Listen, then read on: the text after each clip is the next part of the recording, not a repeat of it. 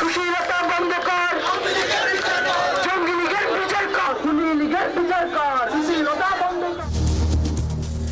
নানা দাবিতে আন্দোলন, চরম দুর্ভোগ নগর জুড়ে। আওয়ামী লীগ নিষিদ্ধ চেয়ে কাকরাইলে ইনকিলাব মঞ্চ, শাহবাগ ও বনানীতে ইন্টার্ন ও শিক্ষার্থীদের বিক্ষোভ। মাত্র 25,000 টাকা বা 20,000 টাকা বেতনে আসলে কিন্তু হয় না।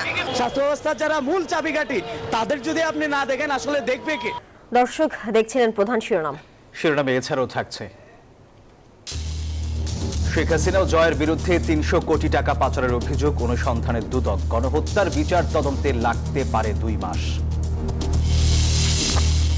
পরিবর্তন চায় বলেই আগেই সংস্কারের রূপরেখা দিয়েছে বিএনপি, বললেন ফখরুল। যশোরে আওয়ামী লীগের 7 শতাধিক নেতাকর্মীর আত্মসমর্পণ। 2 মাসে নতুন করে 60,000 রোহিঙ্গার অনুপ্রবেশ, অশনি সংকেত, বললেন পররাষ্ট্র উপদেষ্টা। প্রত্যাবাসনে আসিয়ানের সহায়তা চায় ঢাকা। গণমাধ্যমের আস্থা যাচাইয়ে জানুয়ারি থেকে জরিপ চালাবে কমিশন। সাংবাদিকতার নামে দালালি ও তেলবাজি বন্ধের আহ্বান বিশিষ্টজনদের। গাজীপুরে 3 ঘন্টা ধরে পড়ল বোতাম কারখানা, দগ্ধ হয়ে একজনের মৃত্যু, আহত 5। কারণ খুঁজতে হচ্ছে তদন্ত কমিটিকে। এবং ওয়েস্ট ইন্ডিজকে হোয়াইট ওয়াশ করে বীরের বেশে ঢাকায় টাইগাররা। স্বাধীনভাবে খেলতে পারায় আত্মবিশ্বাস বেড়েছে, বলছেন সহকারী কোচ। দর্শক স্বাগত নিউজ 24 সংবাদে, আপনাদের সাথে আছি আমরা দুজন, আমি সোহাগ বক্স এবং আমি তানিয়া হারুন। দেখছিলেন সংবাদ শিরোনাম। এবার বিস্তারিত। বিভিন্ন দাবিতে আন্দোলনের কারণে আবারও যানজট, ভোগান্তি পোহালো রাজধানীবাসী। আওয়ামী লীগ নিষিদ্ধ সহ 3 দফা দাবি পূরণ না হওয়ায় কাকরাইলে সড়ক অবরোধ করে ইনকিলাব মঞ্চ। এদিকে ভাতা বৃদ্ধির প্রজ্ঞাপন না হওয়ায় কর্মবিরতিতে পোস্ট গ্রাজুয়েট ইন্টার্ন চিকিৎসকরা। অন্যদিকে স্থায়ী ক্যাম্পাসের দাবিতে প্রাইম এশিয়া বিশ্ববিদ্যালয়ের শিক্ষার্থীরা বনানীর কাকলিতে সড়ক অবরোধ করেন। সপ্তাহের প্রথম কর্মদিবসেই হঠাৎ রাজধানী জুড়ে প্রতিবাদ, ক্ষোভ। প্রধান পয়েন্টে স্লোগানে জানান দাবি দেওয়া।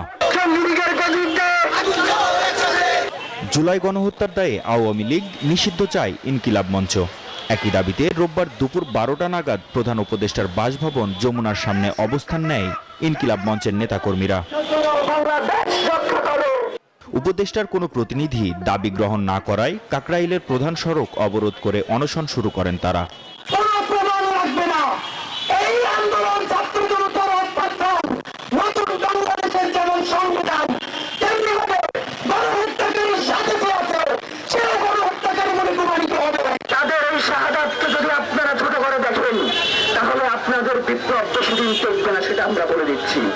মুহূর্তেই বন্ধ হয়ে যায় যান চলাচল। এতে দুর্ভোগে পড়েন এ পথে চলাচল করা সাধারণ মানুষ। জনতার জন্য আমজনতা আমরা যারা আছে, আমরা কেন সাফার করবো? সিস্টেম অনুযায়ী সবকিছু আসতে হবে। যে সাধারণ মানুষের এত ভোগান্তি, এত কষ্ট, আমরা গরিব মানুষ, দিনমজুরি কাম করি, এরকম যদি জ্যামে পড়ে থাকি আমরা কিভাবে সংসার চালাবো?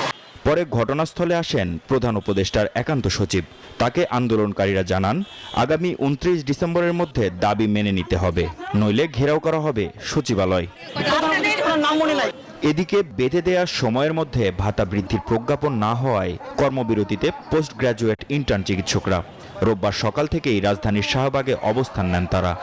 এই 25,000 টাকায় শুধুমাত্র সংসারটা চলে না। যদি আমাদের এই দাবি মানা না হয় আমরা কর্মবিধি পালন করব। আমাদেরকে এদিকে বলা হচ্ছে সামান্য একটা অ্যামাউন্ট দেওয়া হচ্ছে, আবার বলা হচ্ছে আমরা প্রাইভেটে কোনো কাজও করতে পারবো না। আন্দোলনকারীদের শাহবাগ সড়কে অবস্থানে মুহূর্তে ভোগান্তি ও দুর্ভোগের রূপ নেয় রাজপথ। স্থবির হয়ে পড়ে শাহবাগ সহ আশেপাশের এলাকা। অন্যদিকে বিশ্ববিদ্যালয়ের পরিচালনা বোর্ডের কতিপয় সদস্যের আত্মসাৎকৃত অর্থ পুনরুদ্ধার এবং স্থায়ী ক্যাম্পাসের দাবিতে রাজধানীর বনানীর কাকলিতে সড়ক অবরোধ করে প্রাইম এশিয়া বিশ্ববিদ্যালয়ের শিক্ষার্থীরা। এতে বন্ধ হয়ে যায় মহাখালী বিমানবন্দর যাতায়াতের প্রধান সড়ক। ভোগান্তিতে পড়েন এ পথে চলাচল করা মানুষ। যদিও কোনো ঘটনাতেই আইন শৃঙ্খলা বাহিনীর তৎপরতা লক্ষ্য করা যায়নি। মাহমুদ হাসান, নিউজ 24, ঢাকা। ফ্যাসিবাদের পতন ঘটানো বৈষম্য বিরোধী ছাত্র আন্দোলনের শিক্ষার্থীরা এখন নিরাপত্তাহীনতায় ভুগছেন। অভিযোগ করেছেন সংগঠনটির শিক্ষার্থীরা। রোববার বিকালে সচিবালয়ের স্বরাষ্ট্র উপদেষ্টা জাহাঙ্গীর আলম চৌধুরীর সঙ্গে বৈঠক করেছেন সম্মিলিত বেসরকারি বিশ্ববিদ্যালয়ের বৈষম্য বিরোধী ছাত্র আন্দোলনের শিক্ষার্থীরা। পরে তারা সাংবাদিকদের সঙ্গে কথা বলেন। অভিযোগ জানিয়ে তারা বলেন, তাদের সহকর্মীদের তুলে নিয়ে গুম করা হয়েছে। তাদের ফেরত দেওয়া সহ নিজেদের জীবনের নিরাপত্তা চেয়েছেন শিক্ষার্থীরা। 4 দফা দাবি জানিয়ে 48 ঘন্টার আলটিমেটাম দিয়েছেন তারা।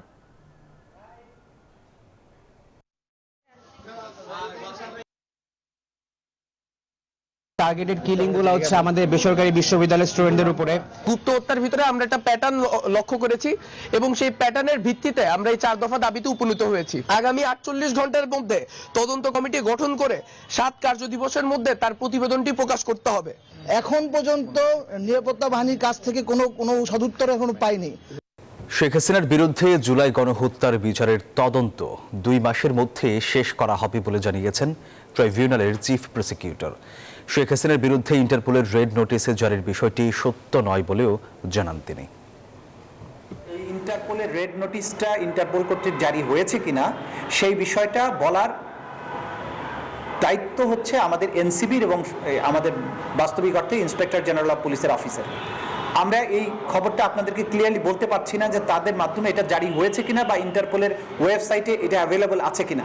এটার আপডেট জানতে হলে আপনারা যদি পুলিশ সদর দপ্তরের একজন এডিশনাল আইজিপি আছেন এনসিবির দায়িত্বে, তার কাছ থেকে এটা বিস্তারিত তথ্য জানতে পারবেন। আমরা যদি জানতে পারি ভবিষ্যতে বা পরবর্তীতে আমরা আপনাদেরকে এটা জানাতে পারবো। বিএনপি পরিবর্তন চায়, তাই আগে ভাগেই সংস্কারের রূপরেখা দিয়েছে দলটি, বলেছেন বিএনপি মহাসচিব মির্জা ফখরুল ইসলাম আলমগীর। বিকালে পঞ্চগড়ের সাকুয়া হাই স্কুল মাঠে সমাবেশে কথা বলেন তিনি। মির্জা ফখরুল বলেন, সবাইকে ঐক্যবদ্ধভাবে নতুন ষড়যন্ত্র মোকাবেলা করতে হবে। কেউ যেন বিএনপিকে বিভক্ত করতে না পারে, নজর রাখতে হবে সেদিকে। বিএনপি মহাসচিব বলেন, কোনো অন্যায়কে প্রশ্রয় দেয়া হবে না। ভোটের অধিকার ফিরিয়ে আনতে গ্রহণযোগ্য নির্বাচন দেওয়ার দাবিও জানান তিনি। প্রেসিডেন্ট জিয়ার 71 সালে আমরা ভুলতে পারি না। 71 সালে আমাদের স্বাধীন দেশের জন্ম হয়েছে। আমি আমার নিজেকে চিনতে পেরেছি 71 সালে এবং আমার জন্য একটা ভূখণ্ড তৈরি করতে পেরেছি। আমরা একটা উপরে ওঠার একটা সুযোগ পেয়েছি, সেই সুযোগটা আমাদেরকে কাজে লাগাতে হবে। যশোরের 3 উপজেলার আওয়ামী লীগের 167 জন নেতা কর্মী আদালতে আত্মসমর্পণ করেছেন। রোববার দুপুরে তারা আদালতে আত্মসমর্পণ করেন। জামিন নামঞ্জুর করে তাদের কারাগারে পাঠিয়েছেন আদালত। আত্মসমর্পণ করা আসামিদের মধ্যে রয়েছেন যশোর কোতোয়ালি থানার দায়ের করা একটি মামলার 20 জন, কেশবপুর থানার মামলায় 42 জন এবং অভয়নগর থানায় মামলায় 105 জন। স্ব আদালতে আত্মসমর্পণের পর জামিন আবেদন করা হলে আদালত তা নামঞ্জুর করে সবাইকে কারাগারে পাঠানোর নির্দেশ দিয়েছেন বলে জানিয়েছেন আসামি পক্ষের আইনজীবী। 3টি মামলায় একই নেচারের মামলা 3টিতে দেখা যায় যে হচ্ছে পেনাল কোড সেকশনের সাথে বিস্ফোরক আইনের যে মামলা দিয়েছে। আপনারা জানেন 2018 সালে ঘটনা উল্লেখে মামলা হয়েছে। সাবেক প্রধানমন্ত্রী শেখ হাসিনা ও পুত্র সজীব ওয়াজেদ জয়ের বিরুদ্ধে দুর্নীতির মাধ্যমে অর্জিত প্রায় $30 কোটি বিদেশে পাচারের অভিযোগের সত্যতা পেয়েছে দুর্নীতি দমন কমিশন। রোববার দুদক কার্যালয়ের সংস্থাটির চেয়ারম্যান সাংবাদিকদের সাথে এক মত বিনিময় সভায় একথা জানান। এ সময় চেয়ারম্যান আরো বলেন, তদন্ত শেষ হলে সাবেক এই প্রধানমন্ত্রীর দুর্নীতির পুরো চিত্র তুলে ধরা হবে। বিস্তারিত প্রতিবেদনে। গত 15 বছরের আওয়ামী লীগ শাসনামলে দুর্নীতি আর অপরাধ যেন সমার্থক শব্দ হয়ে উঠেছিল। তৃণমূল থেকে হাইকমান্ড দলটির প্রতিটি শ্রেণী রাজনৈতিক প্রভাব খাটিয়ে সরকারের নানা প্রকল্প বাগিয়ে গড়েছেন দুর্নীতি স্বর্গরাজ্য। ছাত্র জনতার অভ্যুত্থানে হাসিনা সরকারের পতনের পর এসব দুর্নীতির শ্বেতপত্র একে একে বেরিয়ে আসতে থাকে, যেখানে বাদ যায়নি দলটির শীর্ষ নেতাও। দেশ থেকে $30 কোটি যুক্তরাষ্ট্র ও যুক্তরাজ্যে পাচারের অভিযোগ রয়েছে শেখ হাসিনা ও পুত্র সজীব ওয়াজেদ জয়ের বিরুদ্ধে। বিষয়টি আমলে নিয়ে অনুসন্ধান শুরু করেছে দুর্নীতি দমন কমিশন। সাবেক প্রধানমন্ত্রীর $300 মিলিয়ন পাচার নিয়ে অনুসন্ধান সম্পর্কে কিছু কথা বলবো কিনা, এটা যেহেতু অনুসন্ধান পর্যায়ে আছে, অনেক ঘটনাই সত্য। আমরা সুনির্দিষ্টভাবে আমাদের হাতে আরো তথ্যপত্র আসলে পরে আমরা সামনে সরাসরি কথা বলবো। কেবল রাষ্ট্রীয় দুর্নীতি নয়, বরং নিজ সংস্থার কর্মকর্তাদের সমালোচনাও করেন তিনি। জানান, দুর্নীতিবাজদের সাজা নিশ্চিত করার দায়িত্ব তার একক নয়। দুদক কি কাজ করবে তার একটা নির্দিষ্ট ছক আমাদের আছে আইনগতভাবে। আমরা সেই আইনের মধ্যে যতটুকু কভার করবে আমরা সবটাই করব। আমরা সবার সহযোগিতা কামনা করি। আমি বিশ্বাস করি আমরা দুদক যদি সামান্য একটুখানি ভাইব্রেন্ট হয়ে থাকে, একটু জীবিতও যদি জনগণের কাছে মনে হয়ে থাকে, এই কৃতিত্ব আমাদের না, এই কৃতিত্ব গণমাধ্যমের। এদিকে সাবেক আইনমন্ত্রী আনিসুল হকের 16টি ব্যাংক হিসাবের সন্ধান পেয়েছে দুদক, যেখানে নিজের পরিবারের সদস্যদের ও আত্মীয় স্বজনের নামে অ্যাকাউন্ট খুলে রাখা হয়েছে প্রায় 21 কোটি টাকা, যা ইতিমধ্যে ফ্রিজ করা হয়েছে। বদরুল আলম শাওন, নিউজ 24, ঢাকা। পররাষ্ট্র উপদেষ্টা তৌহিদ হোসেন বলেছেন, নীতিগতভাবে সিদ্ধান্ত না থাকলেও গত 2 মাসে 60,000 রোহিঙ্গা বাংলাদেশে অনুপ্রবেশ করেছে। এই অনুপ্রবেশ ভবিষ্যতের জন্য অশনি সংকেত হিসেবে দেখছে বাংলাদেশ। রোববার পররাষ্ট্র মন্ত্রণালয়ে সাংবাদিকদের সাথে আলাপকালে এই কথা বলেন তিনি। জানান, বর্ডারে দুর্নীতির কারণে রোহিঙ্গাদের অনুপ্রবেশ ঠেকানো যাচ্ছে না বলে মনে করেন পররাষ্ট্র উপদেষ্টা। বিদ্রোহী আরাকান আর্মির একের পর এক এলাকা দখলের কারণে অনেকটা কোণঠাসা মিয়ানমারের জান্তা সরকার। সীমান্তর ওপারের অস্থিরতায় ফের বাংলাদেশে বাড়ছে রোহিঙ্গার অনুপ্রবেশ। অন্তর্বর্তী সরকার ক্ষমতায় আসার পরে দেশে আর কোনো রোহিঙ্গাকে ঢুকতে দেওয়া হবে না এমন বার্তা দেওয়ার পরও গত 2 মাসে 60,000-এর বেশি রোহিঙ্গার অনুপ্রবেশ ঘটেছে বাংলাদেশে। রোববার দুপুরে পররাষ্ট্র মন্ত্রণালয়ে এ বিষয়ে প্রশ্ন তুলেন সাংবাদিকরা। নতুন করে রোহিঙ্গার অনুপ্রবেশের কথা স্বীকার করে পররাষ্ট্র উপদেষ্টা। জানান, সীমান্তে দুর্নীতির কারণে ঠেকানো যাচ্ছে না অনুপ্রবেশ। পরিস্থিতি কখনো কখনো এমন দাঁড়ায় যে আপনাদের কিছু করার থাকে না। সেরকম পরিস্থিতিতে আমরা এই 60,000-কে ঢুকতে দিয়েছি। দুর্নীতির মাধ্যমে প্রচুর ঢুকে যাচ্ছে, নৌকা দিয়ে ঢুকছে। ব্যাপারটা হলো যে একটা শুধু বর্ডার দিয়ে ঢুকছে তাতে না, বিভিন্ন জায়গা দিয়ে ঢুকে যাচ্ছে। এটাকে আটকানো খুব কঠিন হয়েছে। পররাষ্ট্র উপদেষ্টা বলেন, ব্যাংককে মিয়ানমারের সাথে সীমানায় থাকা 5টি দেশের পররাষ্ট্রমন্ত্রীদের সাথে ইনফরমাল কনসালটেশন রোহিঙ্গা ইস্যুতে আলোচনা হয়েছে। বৈঠকে জানানো হয়, রোহিঙ্গা সমস্যার সমাধান না হলে মিয়ানমারে শান্তি ফিরে আসবে না। রোহিঙ্গাদের প্রসঙ্গে আমি যেটা বলেছি, মিয়ানমারকে যেটা বলেছি সেটা হলো যে তোমাদের যে বর্ডার, সেই বর্ডারে তো তোমাদের নিয়ন্ত্রণ নাই। যদি রোহিঙ্গা সমস্যার সমাধান না হয়, আপনারা যে শান্তির কথা চিন্তা করছেন, আপনারা যে স্টেবিলিটির কথা চিন্তা করছেন মিয়ানমারে, এটা কোনোদিন সম্ভব না। এর আগে সকালে রাজধানীর BIISS অডিটোরিয়ামে বঙ্গোপসাগরের সাথে পুনঃসংযোগ স্থাপন অভিন্ন স্বার্থর খোঁজ শীর্ষক সেমিনারে রোহিঙ্গা বিষয়ে কথা বলেন পররাষ্ট্র উপদেষ্টা। বলেন, রোহিঙ্গাদের মিয়ানমারে ফেরাতে বঙ্গোপসাগরীয় দেশগুলোর সাথে পারস্পরিক ভূরাজনৈতিক সম্পর্ক ভূমিকা রাখবে। That peace and order will not be possible in Myanmar and consequently in the region unless the Rohingyas lost in the camps in Bangladesh can go back to their homes with security and rights. It is incumbent on Myanmar and the regional powers to create a congenial atmosphere for their return.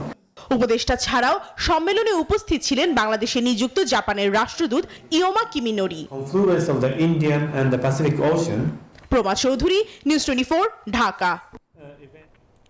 গণমাধ্যমের উপর মানুষের কতটুকু আস্থা রয়েছে তা যাচাই করতে চায় সংস্কার কমিশন। এই লক্ষ্যে নতুন বছরের প্রথম দিন থেকেই জরিপ শুরু হচ্ছে।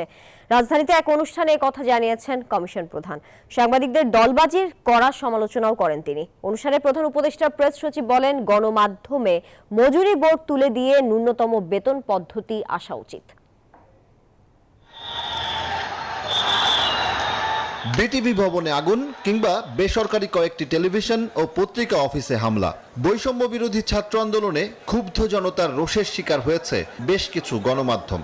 এমন পরিস্থিতি ইতিবাচক বার্তা দেয়নি। তবে 15 বছরে গণমাধ্যমের ভূমিকা কেমন ছিল তা নিয়েও রয়েছে নানা প্রশ্ন। পরিবর্তিত পরিস্থিতিতে গণমাধ্যম সংস্কারে করণীয় নিয়ে রাজধানীর সিলডাপ মিলনায়তনে centre for policy dialogue CGS এর এই আলোচনা অংশ নেন গণমাধ্যম সংস্কার কমিশনের প্রধান, সিনিয়র সাংবাদিক, শিক্ষক ও গবেষক সহ মিডিয়া সংশ্লিষ্টরা। ভারতে যদি গদি সাংবাদিক হয়, বাংলাদেশে তেলবাজি সাংবাদিক, এই ডেফিনেশন হওয়া উচিত। আমাদের আত্মসমালোচনা করা উচিত। লিখলেই সব বন্ধ হয়ে যাবে, এটা ঠিক না। অনলাইন প্ল্যাটফর্মের যুগে বা এই সহজের যুগে আপনি যদি প্রত্যেকেই সাংবাদিক হতে দেন কোন রকম অ্যাক্রিডিটেশন ছাড়া, সেটা বোধহয় পুনর্বিবেচনার সময় চলে আসছে। সমাজের ব্যবসায়ীদের মধ্যে যা চলছে, এই সমাজের আমলাদের মধ্যে যা চলছে, এই সমাজের সরকারের মধ্যে যা চলছে, গণমাধ্যমে তারই প্রতিফলন আপনারা দেখতে পাবেন। গণমাধ্যমের ওপর মানুষের আস্থা কোন পর্যায়ে আছে তা যাচাই করে দেখতে চায় এই খাতের সংস্কারে গঠিত কমিশন। এর প্রধান জানান, নতুন বছরের প্রথম দিন থেকেই শুরু হবে জরিপ। বাংলাদেশে একটা ন্যাশনাল মিডিয়া সার্ভে হচ্ছে। এই সার্ভেটা হবে 1 তারিখ থেকে 7 তারিখ পর্যন্ত সারা দেশে খানা জরিপ করে। একটা চরম নৈরাজ্য চলছে। খুলে দিয়েছেন যে ইচ্ছা মিডিয়া করতে পারে। 46টা টেলিভিশন চ্যানেলকে তারা অনুমোদন দিয়েছেন। কোনো বাজার যাচাই হয়নি যে বাজারে আসলে এতগুলো টেলিভিশনের চাহিদা আছে কিনা। গণমাধ্যম সংস্কার কমিশন প্রধান বলেন, সাংবাদিকদের বেতনের নামে চলছে চরম নৈরাজ্য। এ প্রসঙ্গে কথা বলেন প্রধান উপদেষ্টার প্রেস সচিবও। তিনি মনে করেন, ওয়েস বোর্ড তুলে দিয়ে গণমাধ্যমে ন্যূনতম বেতন পদ্ধতি আসা উচিত। গভর্নমেন্টের এক্সট্রা জুডিশিয়াল কিলিংকে তারা লেজিটিমাইজ করেছেন, ডিসঅ্যাপিয়ারেন্সকে লেজিটিমাইজ করেছেন, তাদের কেন বিচারটা হবে না? এবং এটা যখনই বলতে যান তখন দেখবেন যে অনেকে বলেন যে না না এই কথা বলা যাবে না, অনেক ধরনের ভণ্ডামি দেখতেছি। আয়োজনে আলোচকরা বলেন, সাংবাদিকতাই দলকানাদের দৌরাত্ম্য দীর্ঘদিনের। এসব দলবাজরা সাংবাদিকদের বিভাজন আরো প্রকট করে তুলছেন। আমরা খালি সজল দাস, নিউজ 24, ঢাকা। উপসচিব পদে প্রশাসন ক্যাডারের জন্য শতভাগ পদ রাখার দাবিতে জনপ্রশাসন সচিবের সাথে দেখা করেছেন সংশ্লিষ্ট ক্যাডারের কর্মকর্তারা। রোববার সকালে দল বেঁধে মন্ত্রণালয়ে অবস্থান নেন তারা। কোনো ক্যাডারকে ছোট করা হচ্ছে না দাবি করে কর্মকর্তারা বলেন, উপসচিব পদে 100% সংরক্ষণ চান তারা। এজন্য অ্যাডমিনিস্ট্রেটিভ সার্ভিস প্রতিষ্ঠার দাবি জানানো হয়েছে। এছাড়া শিক্ষা ও স্বাস্থ্যকে ক্যাডারভুক্ত না করে আগের মতোই আলাদা রাখার সুপারিশ করা হবে। পরে জনপ্রশাসন সচিব জানান, সংস্কার এখনো চলমান আছে। যারা দাবি জানিয়েছেন তাদের নেতৃবৃন্দের সাথে এই সপ্তাহেই বসা হবে। বাসার আমাদের সভাপতিকে দায়িত্ব দিয়েছি এবং জেলা প্রশাসক ঢাকাকে দায়িত্ব দিয়েছি। তারা মিলে একটা গ্রহণযোগ্য মাত্রায় আমাদের সংখ্যক কর্মকর্তা যারা আছেন এবং আমাদের এই জনপ্রশাসন সংস্কার কমিশন বলতে যা বুঝায়, একটা আমাদের ওয়ার্কশপ বলেন, সেমিনার বলেন, ক্লোজ ডোর ডিসকাশন বলেন অথবা ওপেন ডিসকাশন বলেন, করে একটা মতামত এই কমিশনকে দেওয়া হবে। আমরা এই সপ্তাহের মধ্যেই করবো ইনশাল্লাহ। সরকারি চাকরি যারা আমরা করি, এখন তো কর্মচারী বলি, তাদের কারোর মধ্যে আর ভুল বোঝাবুঝির কোনো সুযোগ থাকবে না। গাজীপুরের শ্রীপুরে বুতাম তৈরির কারখানায় ভয়াবহ আগুনের ঘটনা ঘটেছে।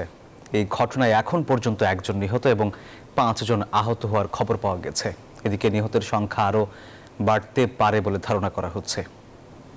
আগুন লাগার অন্তত 3 ঘন্টা পর নিয়ন্ত্রণে আনে ফায়ার সার্ভিস। আগুনের কারণ এবং ক্ষয়ক্ষতির পরিমাণ এখনো জানা যায়নি। এই ঘটনায় তদন্ত কমিটি গঠন করা হয়েছে। গাজীপুর থেকে জাহাঙ্গীর আলমের তথ্য চিত্রে ডেস্ক রিপোর্টে থাকছে বিস্তারিত। রোববার দুপুরে হঠাৎ গাজীপুরের শ্রীপুরে বোতাম তৈরি কারখানার কেমিক্যাল গুদামে ভয়াবহ আগুন লাগে। মুহূর্তে বেশ কয়েকটি বিস্ফোরণ হয়। কারখানার লোকজন আতঙ্কিত হয়ে ছোটাছুটি শুরু করে। আশপাশের বসতবাড়ির লোকজনও তাদের আসবাবপত্র, ঘরের বিভিন্ন জিনিসপত্র বাইরে নিরাপদ স্থানে নিয়ে আসতে থাকে। মুহূর্তেই বিস্ফোরণে প্রকম্পিত হয়ে ওঠে আশপাশ। কেমিক্যাল গুলো ব্রাস্ট হয়েছে, বিকট আওয়াজ হয়েছে। এদিকে চাইছি চাইদিকে উড়বা পাতা আর দৌড়তেছে। তারপরে এটা পুরো ফ্যাক্টরিতে ছড়ায় গেছে। আনাগোনা করার পরে একটা লোক ভিতর থেকে বাইর করলো, কেমিক্যাল ব্রাস্ট হয়ে যায়, পুরা শরীর কালো হয়ে আছে। পরে ফায়ার সার্ভিসকে খবর দেয়া হলে একে একে 7টি ইউনিট আগুন নেভাতে কাজ শুরু করে। প্রায় 3 ঘন্টার চেষ্টায় আগুন নিয়ন্ত্রণে আনা হয়। যদিও কেমিক্যাল ড্রামের একের পর এক বিস্ফোরণের আগুন নেভাতে বেগ পেতে হয় বলে জানায় ফায়ার সার্ভিস সদস্যরা। আগুন নিয়ন্ত্রণে এবং আমরা এখন হলো যে আগুন নিয়ন্ত্রণে বা ড্যাম্পিং ডাউন হতে সময় লাগবে। কেমিক্যাল ড্রাম তো ফুলে যাচ্ছিল, তাপের কারণে ফুললে বিস্ফোরণ হচ্ছিল। পাশেই একটা প্রোডাকশন শেড আছে, আপনাদের এই পাশে দেখতে পাচ্ছেন। আগুনটা এখানে ছড়ায় গিয়েছিল। তো আলহামদুলিল্লাহ আমরা এসে এই শেডের অর্ধেকের কম অংশের মধ্যে আগুনটাকে কন্ট্রোল করে ফেলেছি। আগুন লাগার প্রকৃত কারণ এবং ক্ষয়ক্ষতির পরিমাণ জানাতে পারেনি ফায়ার সার্ভিস এবং কারখানা কর্তৃপক্ষ। Desk report, news 24। গাজীপুরের টঙ্গীতে ইস্তামা ময়দানে হামলা ও হত্যাকাণ্ড বিদেশি ষড়যন্ত্রের অংশ হতে পারে মন্তব্য করেছেন ঢাকা বিশ্ববিদ্যালয়ের জুবায়েরপন্থী শিক্ষার্থীরা। বলেন, অন্তর্বর্তী সরকারকে চাপে ফেলতে এসব অপচেষ্টা করছে পতিত সরকার। রোববার সংবাদ সম্মেলনে বক্তারা জানান, সাদপন্থীদের কার্যক্রম সমাজ ও জাতির জন্য হুমকি স্বরূপ। 2018 সালে তারা হামলা করেছিল। এর সুষ্ঠু বিচার নিশ্চিত করার দাবি জানান তারা। বক্তারা বলেন, অন্তর্বর্তীকালীন সরকারকে চাপে রাখতে দেশি বিদেশি ষড়যন্ত্র চলছে। এসব অপতৎপরতা ভাঙতে তারা সব সময় প্রস্তুত। এদিকে সংঘর্ষের মামলায় তাবলিগ জামাতের সাদপন্থী নেতা মুয়াজ বিন নূরকে 3 দিনের রিমান্ড দিয়েছেন আদালত। বাংলাদেশকে নিজের দেশের মতো মনে করেন উপমহাদেশের প্রখ্যাত সঙ্গীত শিল্পী রাহাত ফাতে আলী খান। রবিবার সচিবালয়ে সাংবাদিকদের এমন কথা জানান তিনি। দুপুরে রাহাত ফাতে আলী খান তথ্য উপদেষ্টা নাহিদ ইসলামের সাথে সৌজন্য সাক্ষাৎ করতে আসেন। পরে গণমাধ্যমের সাথে কথা বলেন তিনি। এ সময় নাহিদ ইসলাম সাংবাদিকদের জানান, রাহাত ফাতে আলী খানের সফর কূটনৈতিক নয়, এটা দুই দেশের সংস্কৃতি বিনিময়ের সফর। তিনি শুধু দক্ষিণ এশিয়ার নয়, সারা বিশ্বের সম্পদ। জুলাই বিপ্লবের পর তার এই সফর বাংলাদেশের জন্য আনন্দের।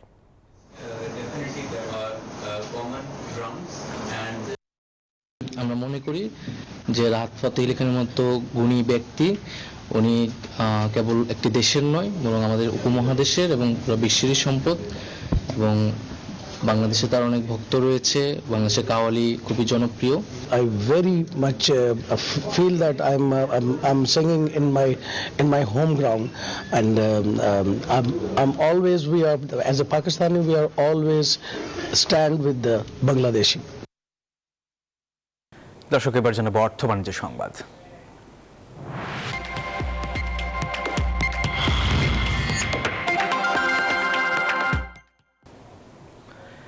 বিশ্বব্যাংক এবং এডিবির কাছ থেকে বাজেট সহায়তার 1.1 বিলিয়ন মার্কিন ডলার চলতি ডিসেম্বর মাসের মধ্যেই পাওয়া যাবে বলে জানিয়েছে অর্থ মন্ত্রণালয়। রোববার অর্থ মন্ত্রণালয়ের জনসংযোগ কর্মকর্তা গাজী তৌহিদুল ইসলাম স্বাক্ষরিত এক বিজ্ঞপ্তিতে এই তথ্য জানানো হয়। বিজ্ঞপ্তিতে বলা হয়, অন্তর্বর্তী সরকারের সংস্কার ও উন্নয়ন কার্যক্রমকে বেগবান করতে বিশ্বব্যাংক 500 মিলিয়ন মার্কিন ডলার এবং এডিবি 600 মিলিয়ন মার্কিন ডলারের দুটি বাজেট সাপোর্ট সহায়তা অনুমোদন করেছে। মোট 1.1 বিলিয়ন মার্কিন ডলারের এই বাজেট সহায়তা চলতি ডিসেম্বর মাসের মধ্যেই পাওয়া যাবে বলে আশা করা হচ্ছে।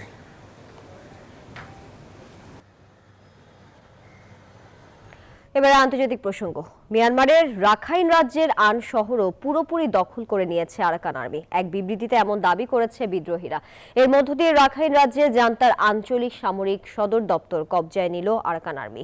গুরুত্বপূর্ণ এই সামরিক কমান্ডের নিয়ন্ত্রণ হারানো জান্তা সরকারের জন্য একটি বড় ধাক্কা হিসেবে দেখা হচ্ছে, কারণ এটি ছিল রাখাইনে জান্তা বাহিনীর নিয়ন্ত্রণে থাকা সর্বশেষ শক্ত ঘাঁটি।